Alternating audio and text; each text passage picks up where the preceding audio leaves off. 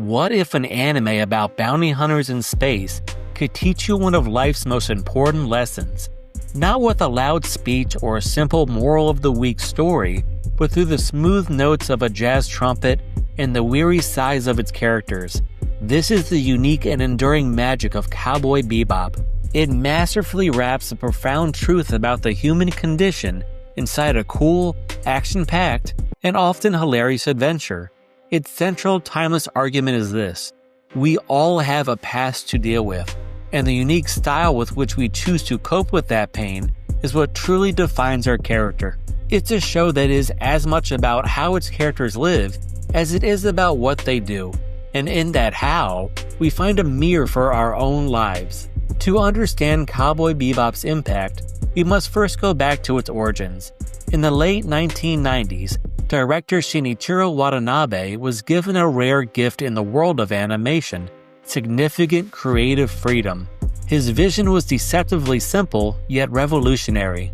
He sought to create a series that acted as a cinematic blend of his favorite genres: the shadowy fatalism of film noir, the lonely frontier justice of westerns, and the gritty camaraderie of buddy cop action into something entirely fresh. The result was Cowboy Bebop, set in a gritty, lived-in solar system in the year 2071. This was not a shiny, optimistic future. It was a future where humanity had reached the stars, but it brought all its old problems with it: loneliness, corruption, and the inescapable baggage of yesterday. The heart of this story, though, is set in the beat-up spaceship Bebop, a home for its found family. The crew is a collection of brilliant misfits. There's Spike Spiegel, a laid-back and impossibly cool former hitman for a criminal syndicate, whose past is a ghost that haunts his every move. His partner is Jet Black, a pragmatic ex-cop with a cybernetic arm and a strong moral core, who acts as the ship's weary father figure. They are joined by three unlikely companions. First is Faye Valentine, a gorgeous and sharp-tongued con woman with no memory of her past. Then there's Ed, a wildly eccentric and genius child hacker whose chaotic energy defies all logic. And Ein, a sweet, genetically engineered corgi dubbed a data dog, who is likely the smartest one on board. Their profession is bounty hunting, or being cowboys, but of course, almost nothing goes as planned. The plot unfolds in a series of mostly standalone adventures, or sessions, where their attempt to catch a bounty for a few wulong, the show's currency, almost always spirals into spectacular, explosive adventure. They rarely get paid, and they are constantly scrambling for their next meal, grounding their epic spacefaring in a relatable struggle to pay the bills. Yet these seemingly simple missions consistently force the crew to confront fragments of their own troubled histories. Woven through these episodic tales is a larger, more tragic story that slowly pieces together like a puzzle. This narrative focuses on Spike's unresolved war with his former friend and rival, Vicious, a cold-blooded sociopath still within the syndicate, and Julia, the lost love who stands between them. This overarching conflict is a ticking time bomb, threatening to destroy the fragile, bickering family they've built on the Bebop. But the narrative and characters are only half of the show's revolutionary formula. The other half is its musical soul. Watanabe partnered with the supremely talented composer Yoko Kanno and her band, the Seatbelts, to create a soundtrack that was a character in itself. Throwing out the rulebook for typical animated scores, the show was filled with the infectious energy of bebop jazz, the smooth melancholy of lounge music, hard rock, and soulful blues. This music wasn't just background noise. It was the emotional narrator. It set the mood, defined the characters' inner lives, and gave the entire series its effortlessly cool, timeless feeling. A chase scene wasn't just a chase, it was a musical number. On the surface, Cowboy Bebop is a brilliant sci-fi action show, but to watch it only for the plot is to miss its deepest resonance. Underneath the gunfights and spaceship battles, the show is a profound exploration of the heavy weight of the past.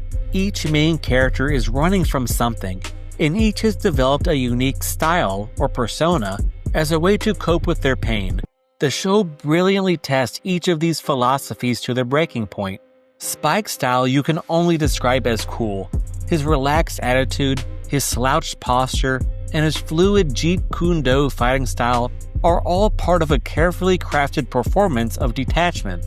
He acts as if nothing in the world matters because he's hiding a profound, soul-crushing pain. His past with the Syndicate, Vicious, and Julia left him emotionally shipwrecked.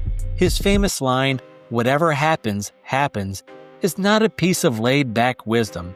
It's the slogan of his philosophy of disengagement, a way of convincing himself that his life, and its potential end, is of no consequence.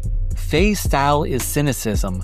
Her entire existence is a performance. She gambles, cons, and uses her sharp wit and beauty as her primary tools for survival. She adopts the style of the hardened opportunist because the world has robbed her of her past and her identity. Waking up in a future she doesn't understand, with massive debt, her cynicism is the armor worn by someone who is terrified of being vulnerable and getting hurt again. Every time she accidentally lets her guard down and shows a flicker of genuine care for her crewmates, she quickly slams it back up, reinforcing her belief that her cynical style is the only way to survive. Jet's style is order. In a chaotic universe, Jet tries to build a small island of stability. His meticulous maintenance of the Bebop, his ritual of brewing tea, and his stubborn adherence to his own personal code are his ways of coping. He is trying to impose structure and predictability on a life that has proven to be fundamentally unfair, as symbolized by the cybernetic arm he received after a betrayal on the police force. His routine is his therapy, his way of gluing the broken pieces of his trust back together. The genius of the show's direction is that it uses Yoko Kanno's jazz soundtrack to tell the truth that the characters cannot. While Spike, Faye, and Jet are all pretending to be fine, acting cool, cynical, or busy, the music reveals their hidden emotions. The lonely, mournful saxophone melody playing over Spike gazing at the stars isn't just background noise. It's the sound of his profound melancholy and longing.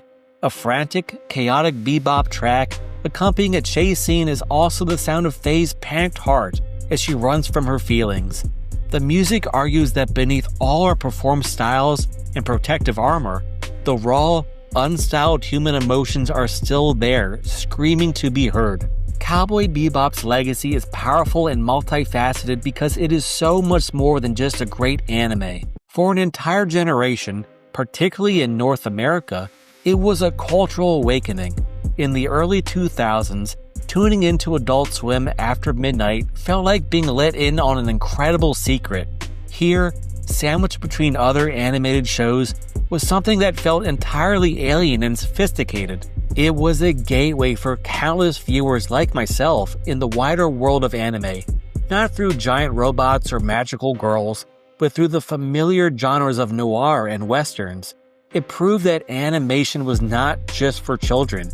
It could be a serious art form for adults, capable of exploring complex themes like existential dread, regret, and the cost of living in the past.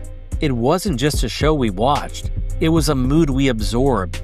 It taught us about what was cool, introduced us to jazz, and made us feel, perhaps for the first time, that a piece of animation could understand the more complicated emotions we were starting to experience as we grew older, and those things have stayed with us into adulthood. Its true enduring power, however, is the philosophical challenge it presents to its viewers.